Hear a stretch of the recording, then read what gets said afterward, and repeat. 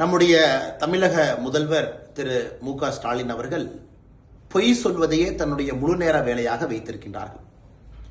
அவர் முதலமைச்சரான பிறகு எவ்வளவு பொய் சொல்லியிருக்காருன்னு பார்த்தீங்கன்னா, அந்த குற்றங்கள் அடுக்குனீங்கன்னா அதுக்கு நீங்கள் பக்கத்தை வைத்து நிரப்ப முடியாது.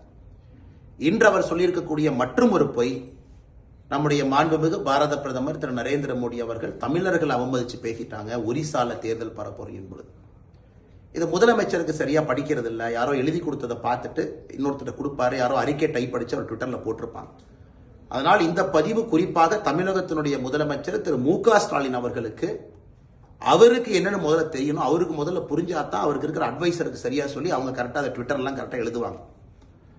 மாண்புமிகு தமிழக முதலமைச்சர் திரு மு.க. ஸ்டாலின் அவர்களே ஒரு விஷயத்தை நீங்க புரிஞ்சுக்கணும். இந்தியாவை பொறுத்தவரை இந்தியாவுடைய பிரதமராக யார் வரணுமோ இந்த நாட்டில் பிறந்திருக்கணும், இந்த மண்ணின் மைந்தரா இருக்கணும். அதான் அரசியலுடைய அடிப்படை அம்சம். தமிழகத்தினுடைய முதலமைச்சராக யார் வரணுமோ அவர் தமிழனாக இருக்கணும், நம்ம ஊர்ல இருக்கணும், மக்களுடைய பண்பை நாகரிகத்தை கலாச்சாரத்தை புரிஞ்சிருக்கணும். அதே போல கர்நாடகாவில் யார் வரணுமோ அந்த ஊர்ல இருந்து இருக்கணும், தெலுங்கானாவில் யார் வரணுமோ அந்த ஊர்ல இருக்கணும். இன்னைக்கு ஒரிசாவுடைய பிரச்சனை என்னன்னா, இந்த மண்ணின் மைந்தர் என்பதை அடிப்படையில் மாற்றி பிஜு ஜனதாதள் கட்சி, அங்க இருக்கக்கூடிய முதலமைச்சர் நவீன் பட்நாயக் அவர்கள் 25 ஆண்டுகளாக முதலமைச்சராக இருக்கிறாங்க. அவருக்கு 12 ஆண்டுகளாக பிரைவேட் செக்ரட்டரியா இருந்த ஒரு மனிதர் வி.கே. பாண்டியன் என்பவர், தமிழ்நாட்டை பூர்வீகமாக கொண்டவர். அவர் IAS அதிகாரியாகி பஞ்சாப் கேடர்ல கிடைச்சது. அதன் பிறகு ஒரு ஒரிசா பெண்ணை திருமணம் செய்து அவங்க IAS அதிகாரி கேடர் சேஞ்சில் ஒரிசாக்கு போறாங்க. 12 ஆண்டுகள் நவீன் பட்நாயக் அவங்களுடைய செக்ரட்டரி, பிரைவேட் செக்ரட்டரி இருக்கிறாங்க. அதன் பிறகு சமீபத்தில் தன்னுடைய IAS பதவியை ராஜினாமா செய்துவிட்டு பிஜு ஜனதாதள் கட்சியில் இணைந்து இன்னைக்கு பிஜு ஜனதாதள் கட்சியினுடைய தேர்தல் பரப்புரை முகமாக இருக்கிறாங்க. உங்களுக்கு தெரியும், ஒரிசா அரசியலை யாரு ஃபாலோ பண்றாங்களோ தெரியும். யாரும் கூட நவீன் பட்நாயக் அவர்களை சந்திக்க முடியாது.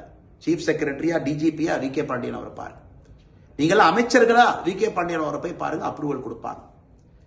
ஏன் நவீன் பட்நாயக் அவர்கள் வெளியே பேச வேண்டும் என்றாலும் கூட வி.கே. பாண்டியன் அவர்கள் என்ன சொல்றாங்களோ அதுதான் பேசுவாங்க. இன்னைக்கு ஒரிசாவினுடைய அரசியல், ஒரிசாவை சாராத ஒரு மனிதர் அந்த அரசியலை இயக்குவதா? நாளைக்கு நம்முடைய முதலமைச்சர் மு.க. ஸ்டாலின் அவர்கள் அவங்க கிட்ட வேற மாநிலத்தில் வந்து அவர் IAS அதிகாரி, அவருக்கு ரொம்ப பிடிச்சு போய் அவர் பதவியை ரிசைன் பண்ணிட்டு டிஎம்கேல சேர்ந்தா டிஎம்கே முகம் என்று சொல்வாரா? ஆனா அங்க நவீன் பட்நாயக் சொல்லியிருக்காரு. அது தவறு தானே? தமிழர்களுக்கு எல்லா இடத்திலும் மரியாதை இருக்கு, எல்லா இடத்திலும் தமிழர்கள் உயர வேண்டும். ஆனால் அந்தந்த மாநிலத்தினுடைய அரசியல் தன்மையை நாம் புரிந்து கொள்ள வேண்டும். இன்னைக்கு பிரதமர் அவர்கள் பேசியிருப்பது பூரி ஜெகநாதர் ஆலயத்தினுடைய கருவூலத்தினுடைய சாவி அது காணாம போயிருச்சு. யாரோ திட்டம் போட்டு அதை மறைச்சிருக்கிறாங்க.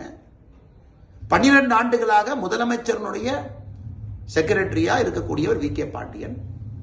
அப்ப அந்த சாவி எங்க போச்சு? அதுக்கு ஒரு கமிட்டி எல்லாம் போட்டிருக்காங்க. இன்னைக்கு ஒரிசால பாரதிய ஜனதா கட்சியினுடைய உறுதிமொழி, நாம் அங்கே ஆட்சிக்கு வரும்பொழுது அந்த சாவியை கண்டுபிடித்து திரும்ப கொண்டு வந்து பூரி ஜெகநாதர் அவர்களுக்கு எந்த மரியாதை செய்ய வேண்டுமோ நாம் செய்வோம். அந்த சாவி யார் கண்ட்ரோல்? அங்க முதலமைச்சரே டெக்னிக்கலா வி.கே. பாண்டியன் அவர் தானே. அந்த சாவி எங்க போயிருக்கு? அந்த சாவி யார் எடுத்து வெளியே கொடுத்திருக்காங்க? இதுதான். அதனால் முதலமைச்சர் புரிந்து கொள்ள வேண்டும். மு.க. ஸ்டாலின் அவர்கள் அவருடைய அறையை தாண்டி இந்தியாவில் என்ன நடக்குதுன்னு தெரிஞ்சுக்கணும். நாளைக்கு வேறு மாநிலத்தை சார்ந்த ஒருவர் டிஎம்கேல இணைஞ்சு முதலமைச்சர் அவருக்கு நெருக்கமானா அவரை தமிழகத்தினுடைய முதலமைச்சர் வேட்பாளர் திமுக அறிவிக்குமா? அப்போவெல்லாம் மண்ணின் மைந்தர் நம்ம பேசுறோம்ல, அதே மாதிரி தானே ஒரிசாலையும் பேசுவாங்க. தமிழ்நாட்டில் மண்ணின் மைந்தர் இங்க இருக்கும் நம்ம பேசுறோம், நாம ஒரிசாக்கு மட்டும் தனி நியாயமா? அந்த இடத்துல இதை போன்ற குற்றத்தை பாரத பிரதமர் நரேந்திர மோடி அவர்கள் மக்களின் முன்பு குற்றம் சுமத்தி வச்சா எப்படி தப்பாகும்? அதை கண்ட்ரோல் பண்றவர் வேறு மாநிலத்தில் வந்து உட்கார்ந்து இருக்காங்க. ஒரிசா மக்களுக்கு மரியாதை கலாச்சாரத்துக்கு வந்து முன்னுரிமை கொடுக்காம பிஜு ஜனதாதள் வந்து இன்னொருத்தரை ப்ரொமோட் பண்றாங்க. நாங்கள் ஒரிசால பிறந்த ஒருத்தரை ஒரிசாவுடைய முதலமைச்சராக ஆக்குவோம்னா என்னங்க தப்பது? அதனால் முதலமைச்சர் அவர்கள் தயவு செய்து புரிந்து கொண்டு பேச வேண்டும்.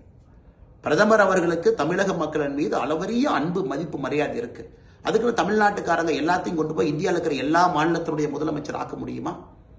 ஒரு நாள்ல தமிழகத்திலிருந்து ஒரு பிரதமர் வந்தால் நீங்களும் நானும் சந்தோஷப்படத்தான் போறோம். ஏன்னா பிரதமராக வருபவருக்கு இந்த மாநிலம் என்கின்ற அடைமொழி இல்லை. ஆனா இன்னைக்கு அந்தந்த மாநிலத்தில் இருப்பவங்க அந்த மாநிலத்துக்கு முன்னுரிமை கொடுக்கும் பொழுது ஒரிசால மட்டும் எப்படி பிஜு ஜனதாதள்ல நவீன் பட்நாயக் அவர்கள் இதை அனுமதிக்கலாம். அதுதான் இன்னைக்கு அரசியல் பிரச்சனை. அதனால் மாண்புமிகு முதலமைச்சர் அவர்களே, நீங்கள் பொய் சொல்வதை தயவு செஞ்சு மறுபடியும் நிறுத்திப்பீங்க. உங்களுக்கு கும்முடி பூண்டியை தாண்டி அரசியல் இல்லை என்பது தெரியும்.